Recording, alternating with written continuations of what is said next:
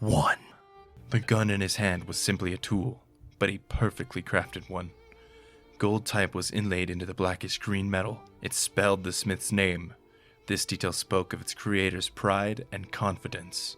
It was not a Piltovian weapon, those gaudy things that attempted to function with the minuscule amounts of magic available in those lands. This gun was made by a true forge master. Magic pulsed from its bronze Ionian heart. He wiped the gun's stock a 4th time. He couldn't be sure it was clean until he wiped it down 4 times. Didn't matter that he hadn't used it. Didn't matter that he was only going to stow it in the bag under the bed. He couldn't put it away until he was sure it was clean, and he couldn't be sure it was clean until he had wiped it down 4 times. It was getting clean though. 4 times makes it clean. It was clean, and it was wonderful. His new patrons had been generous, but did the finest painters not deserve the finest brushes? The scale and precision of the new device made his previous work with blades seem insignificant by comparison.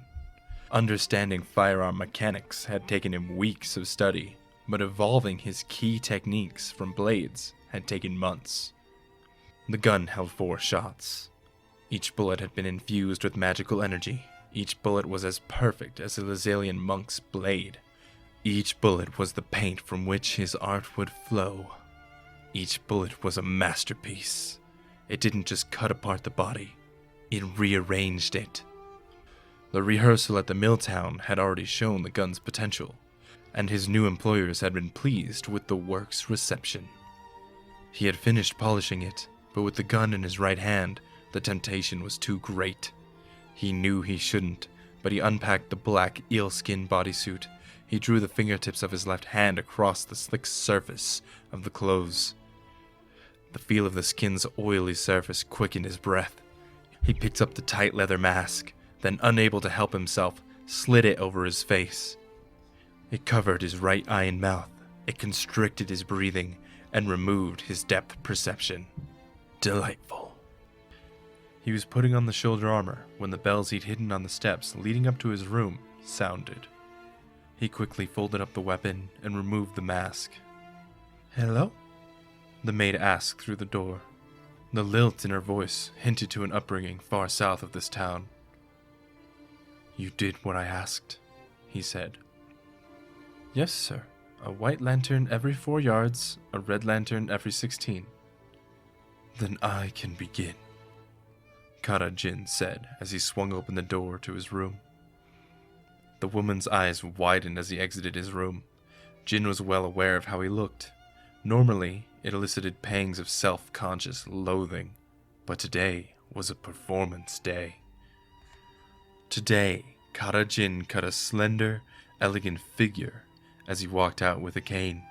He was hunched and his cloak seemed to cover some huge deformity on his shoulder, but a jaunty stride belied this.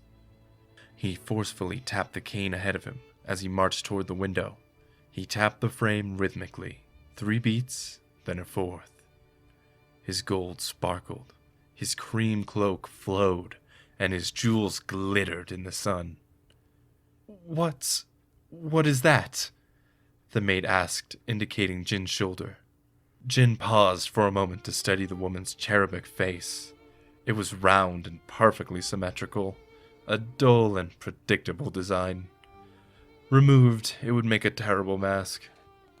"It's for the crescendo, my darling," Jhin said. From the inn's window, he had a clear view of the rest of the town and the valley below him. This performance had to be wonderful, but there was still so much work to do.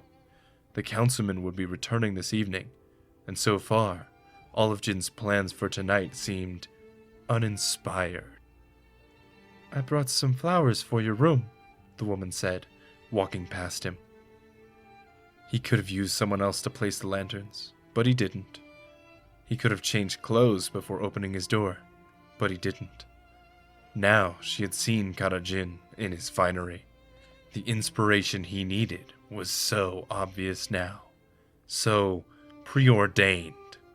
There was never a choice. There was no escaping the art. He would have to make this maid's face more interesting. 2. The candied pork glistened on top of the 5-flavored broth. The aroma entranced Shen, but he set aside his spoon. As the waitress left, she smiled and nodded in approval. The fat had yet to melt into the broth. Doubtless the soup was already excellent, but in a moment, the flavor would be at its peak. Patience. Shen considered the interior of the White Cliffs Inn. It was deceptively simple and rough. The woodweavers had been masters, removing the tree bark and leaving leaves only where necessary. The candle on Shen's table flickered. Wrongly. He slid away from the table, retrieving his blades from under his cloak. "Your students are as quiet as a pregnant war axe," he said.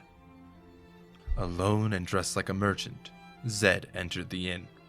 Brushing past the waitress, he sat down 3 tables away. Every part of Shen wanted to dash at his foe, to avenge his father. But such was not the way of Twilight. He calmed himself as he realized the distance was too far, even if only by the length of his index finger. Shen looked over at Zed, expecting to see him grin.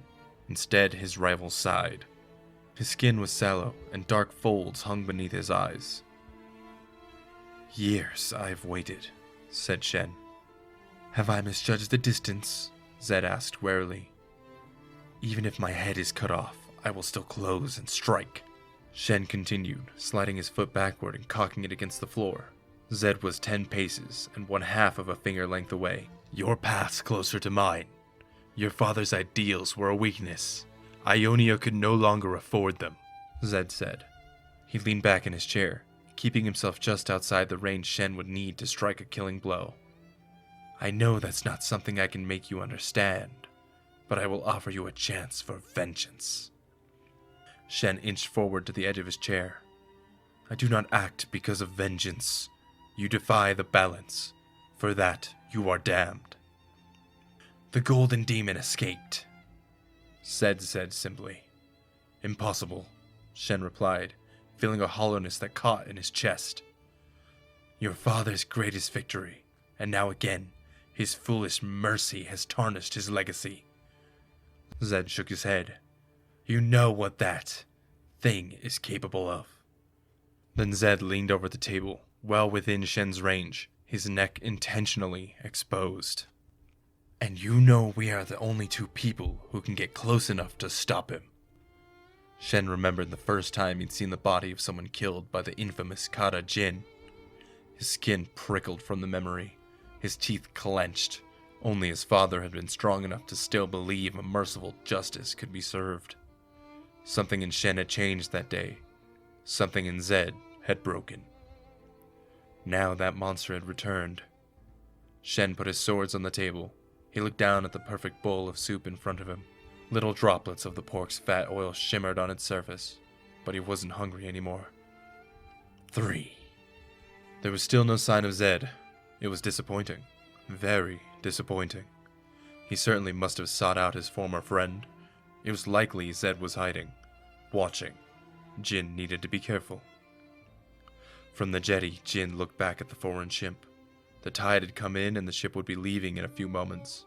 He would have to return soon if he was going to perform in Zon next month. Risk on top of risk.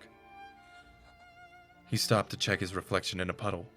From the water, a worried elderly merchant stared back at him. Years of acting practice combined with his martial training had given him total control of his facial muscles. It was a common face, and he had given it an unexceptional expression. When he walked up the hill, Jhin blended easily into the crowd. He checked the white lanterns above him, counting the distance. If Zed appeared, he would need them. At the inn at the top of the hill, he glanced at the planters where he had hidden traps.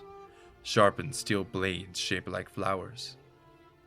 They protected his escape route in case anything went wrong. He thought of how the metal would slice through the crowd and splash the building's freshly painted teal walls with red. It was tempting. He was pushing through the crowd when he heard the village elders speaking to Shen. "Why would the demon attack her and the councilman?" The elder asked. Shen, dressed in his blue outfit, didn't answer. Another of the Kinku, a young woman named Akali, stood beside Shen. She walked to the doorway of the inn. "No," Shen said as he blocked her path. What makes you think I'm not ready? Akali demanded. Because I wasn't at your age. At that moment, a town guard stumbled from the entrance, his face pale and hollow. Her flesh, it was... He took a few steps, then collapsed to the ground in shock. Against the far wall, the tavern's owner laughed. Then he began weeping, his face painted by madness. He saw it! He saw the flower! There were not people who would forget seeing Kata Jin's work. Shen scanned the faces of the onlookers. Clever boy, Jhin thought, before fading into the back of the crowd. He checked the rooftops for Zed as he walked back to the ship. The work was unescapable. Together or apart, Zed and Shen would chase the clues he had left. They would follow them back to the Blossom Festival, back to Jiom Pass. And when they became desperate, then they would have to work together again. It would be like it had been when they were young. They would huddle together in awe and fear. Only then would the great Kata Jhin reveal himself, and his true masterpiece would begin. 4. This has been The Man with the Steel Cane by Odin Austin Schaefer, voiced by Griska Voice. Subscribe for more.